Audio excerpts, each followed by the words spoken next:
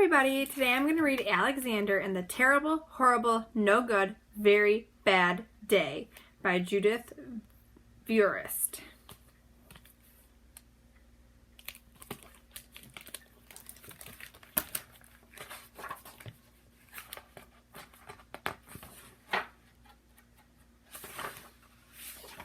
I went to sleep with gum in my mouth, and now there's gum in my hair. And when I got out of bed this morning, I tripped on the skateboard, and by mistake, I dropped my sweater in the sink while the water was running, and I could tell it was going to be a terrible, horrible, no good, very bad day.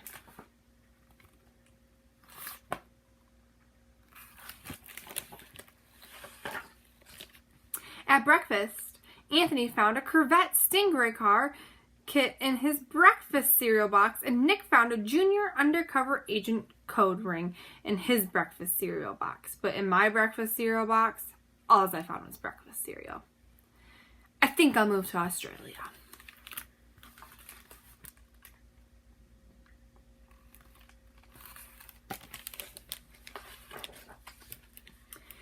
In the carpool, Miss Gibson let Becky have a seat by the window.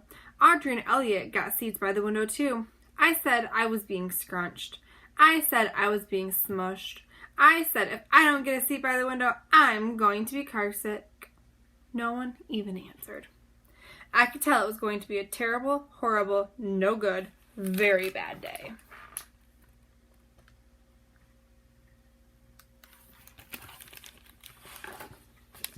At school, Miss Dickens liked Paul's picture of the sailboat better than my picture of the invisible castle.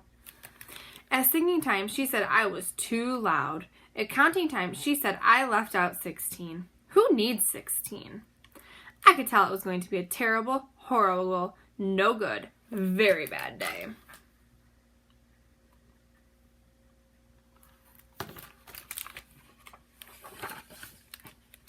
I could tell because Paul said I wasn't his best friend anymore.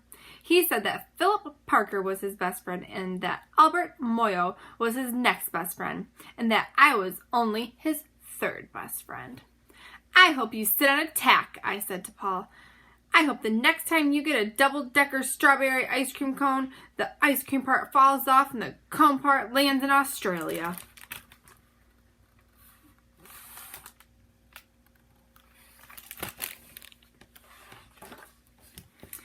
There were 2 cupcakes in Philip Parker's lunch bag, and Albert got a Hershey bar with almonds, and Paul's mother gave him a piece of jelly roll that had little coconut sprinkles on the top. Guess whose mother forgot to put in dessert? It was a terrible, horrible, no good, very bad day.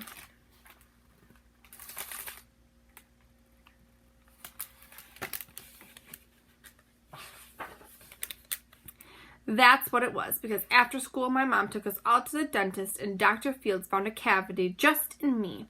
Come back next week, and I'll fix it, said Dr. Fields. Next week, I said, I'm going to Australia.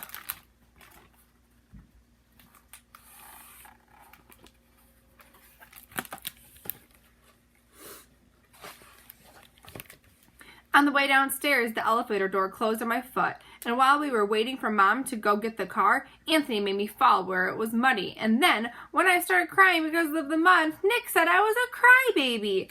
And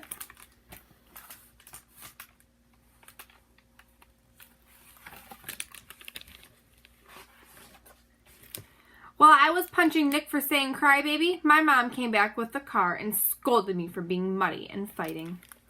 I am having a terrible, horrible, no good, very bad day, I told everybody. No one even answered.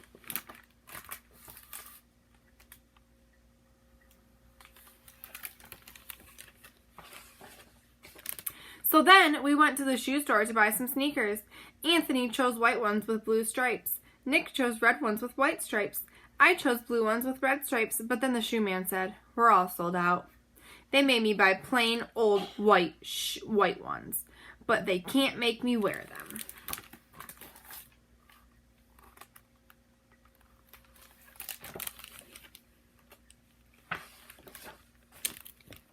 When we picked up my dad at his office, he said I couldn't play with his copy machine, but I forgot. He also said to watch out for the books on his desk, and I was careful as could be except for my elbow. He also said, don't fool around with his phone. But I think I called Australia. My dad said, please don't pick him up anymore. It was a terrible, horrible, no good, very bad day.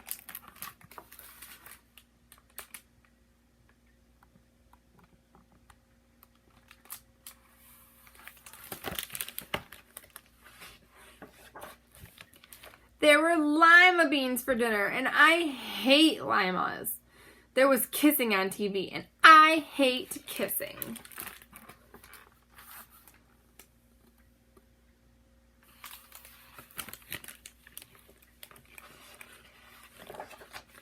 My bath was too hot, I got soap in my eyes, my marble went down the drain, and I had to wear my railroad train pajamas. I hate my railroad train pajamas.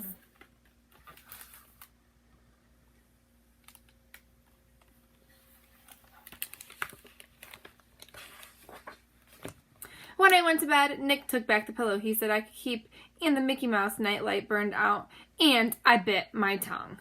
The cat wants to sleep with Anthony and not me. It has been a terrible, horrible, no good, very bad day. My mom says some days are just like that.